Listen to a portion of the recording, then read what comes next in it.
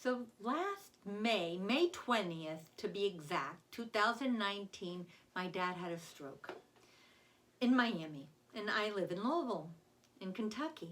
And I remember that day, I was going to take my friend Kathy to get an MRI. Kathy had cancer, and my mom called about 8 o'clock and she says, EMS is here. I think your dad had a stroke. And it's like, oh my gosh, my mortality.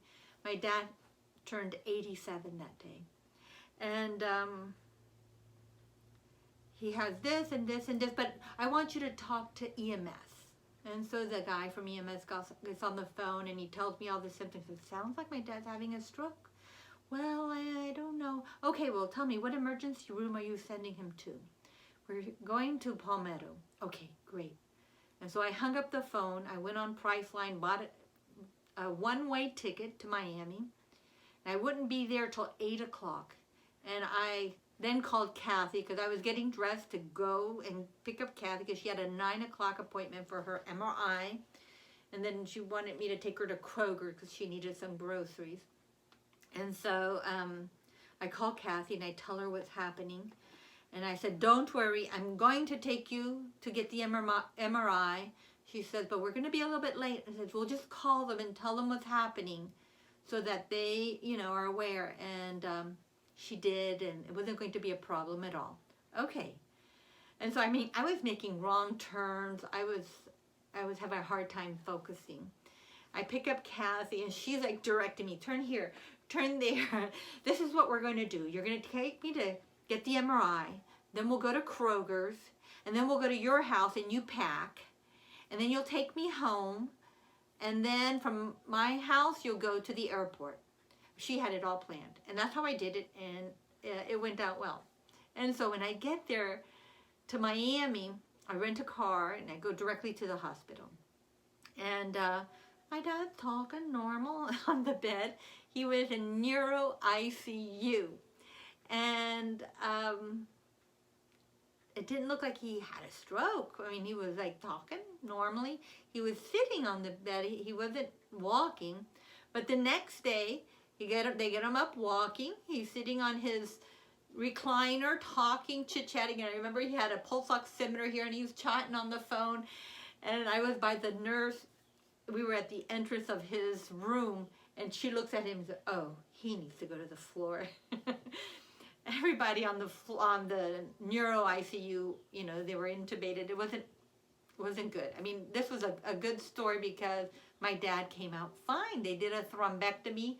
They went in through the femoral artery into his brain and sucked out that clot, and it alleviated. So he got in within the first 4 hours of when the stroke happened. But my dad couldn't urinate. Every time they took out the Foley catheter, he couldn't urinate, so they had to put the Foley catheter back in, and he would complain and whine and whine. Well, Saturday he went home walking just fine, and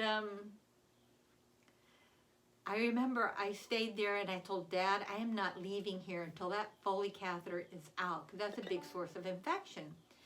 And so, but he would be whining and whining. Tylenol doesn't work for the discomfort. And I'm usually a very happy person. And, but I wasn't feeling happy at all. I was like tearful and just depressed. And I said, Papi, please stop whining. I'm feeling depressed. And they call me Yehi. Yehi, you don't understand. It hurts.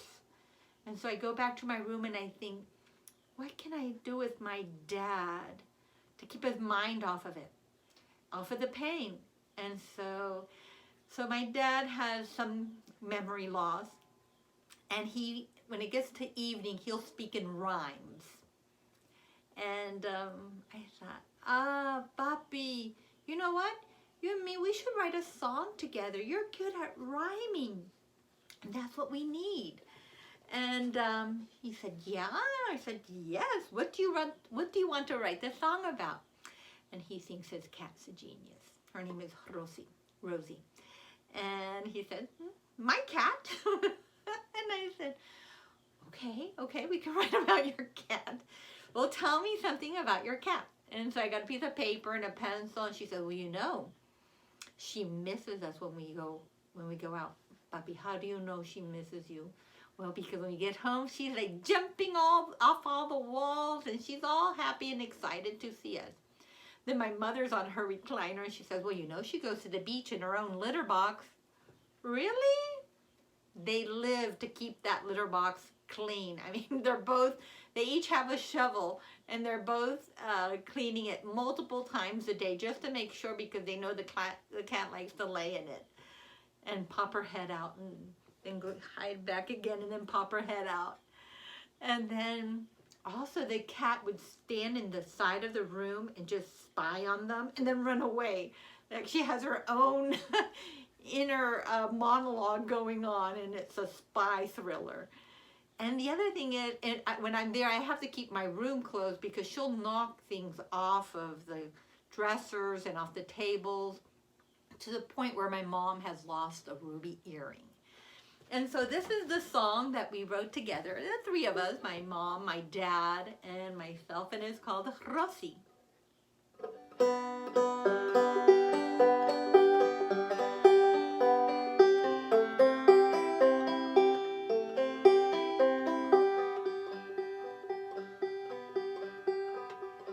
Rosie, Rosie la atrevida, salta, salta, llena vida. Rosie, Rosie la atrevida, salta, salta, llena vida. Rosie, Rosie nos extraña cuando vamos a pasear, cuando regresamos nos ponemos a cantar. Rosie se va pa' la playa en su propia caja, se revuelca en la arena con orgullo y sin pena. Rosie, Rosie, Rosie la atrevida, salta, salta, llena vida. Rosie, Rosie la atrevida, salta, salta, llena vida.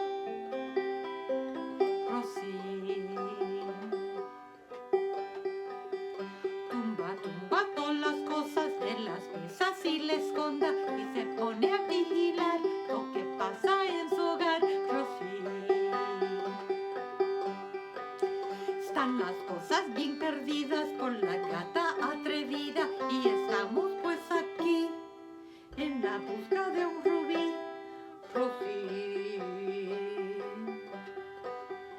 Rosie, Rosie la atrevida, salta, salta, llena vida.